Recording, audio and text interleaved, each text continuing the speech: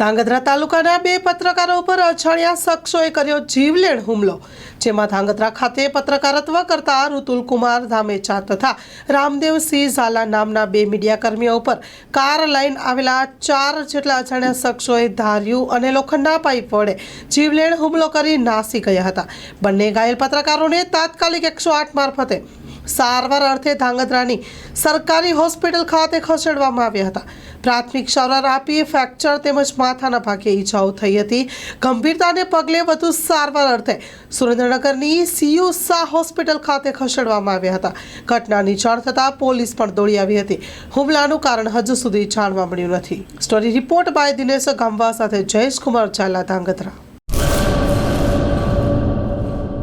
ગુલઝાર મુસ્તફા સાર્વજનિક ટ્રસ્ટ આયોજિત 13મી સમૂહ શાદી।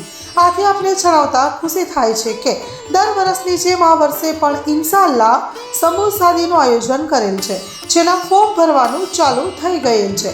સમૂહ શાદીના ફોર્મ છેલ્લે તારીખ 10/12/2024 સુધી સ્વીકારવામાં આવશે। સમૂહ શાદી ઇન્શાઅલ્લાહ તારીખ 19/1/2025 રવિવારે યોજવામાં આવશે। ફોર્મ મેળવવા સંપર્ક કરો Haji Mohammad Rafiq Jusab Baloch, Bharat laundry, Jat tea house સામે, મોટા પીર રોડ, સંજોગનગર, ભુજ, કચ્છ।